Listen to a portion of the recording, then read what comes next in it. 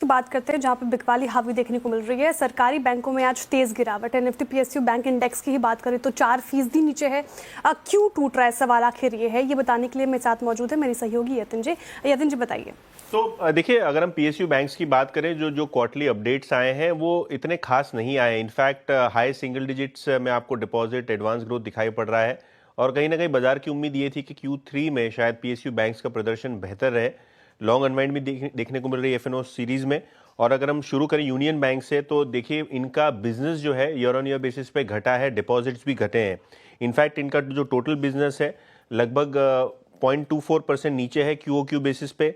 और अगर हम डिपॉजिट्स की बात करें तो सिक्वेंशली लगभग 2% गिरे हैं। तो कहीं ना कहीं बाजार को ये पीएसयू बैंक का प्रदर्शन पसंद नहीं आया। इनफैक्ट यूनियन बैंक आज निफ्टी के पीएसयू बैंक इंडेक्स में टॉप लूजर है। करीब 7-8% की गिरावट यहाँ देखने को मिली है। और कासा रेशियो में भी आपको साल दर साल बेसिस और QOQ बेसिस पे गिरावट होती हुई नजर पड़ी है।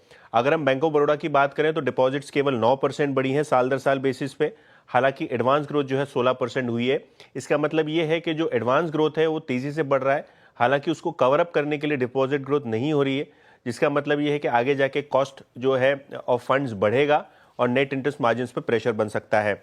यूको बैंक की बात करें तो यहाँ भी सिमिलर आपको चीज़ें दिख रही हैं। 9% की डिपॉजिट ग्रोथ और उसके सामने एडवांसेस ग्रोथ 16% का। तो कहीं ना कहीं ये मिसमैच हो रहा है। और आईडीबीआई बैंक की बात करें तो डिपॉजिट्स 9% ऊपर है, कासा डिपॉजिट्स केवल 2% ऊपर है और एडवांसेस 18% ऊपर है। तो कहीं ना कहीं बाजार ये मान के चल रहा है कि आगे जाके नेट इंटरेस्ट मार्जिन पे प्रेशर बन सकता है। और डिपॉजिट ग्रोथ इतनी नहीं हो रही है जितनी अनुमान था कि 14-15%, 10% के ऊपर रहेगा।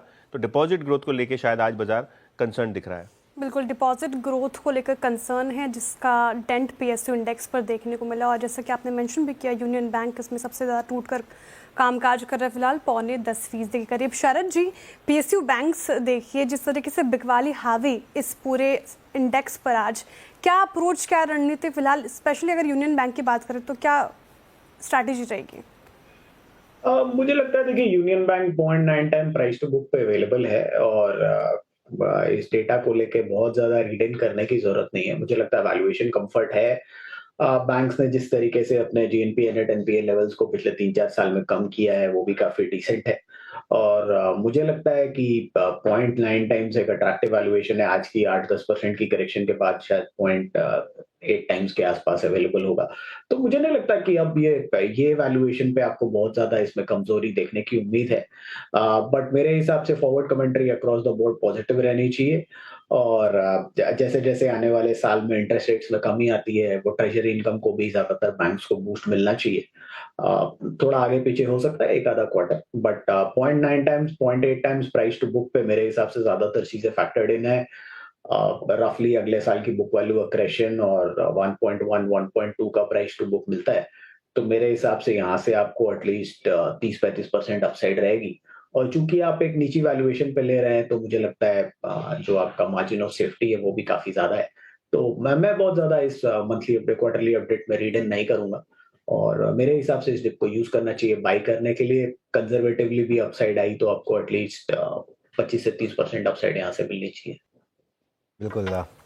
ये सबसे बड़ा एग्जांपल है आज बैंक ऑफ बड़ौदा। देखिए आप, अब बैंक ऑफ बड़ौदा में हुआ क्या, 12% की एडवांसेस की ग्रोथ थी और करीब करीब 12% की ही डिपॉजिट की ग्रोथ थी। अब डबल डिजिट ग्रोथ कहने को ख़राब नहीं है, लेकिन क्योंकि पिछले क्वार्टर में आपने करीब 20% की ग्रोथ दिखाई थी, इस वजह से इस क्वार्टर में 12% की ग्रोथ को लेकर आप थोड़ा सा परेशान हैं।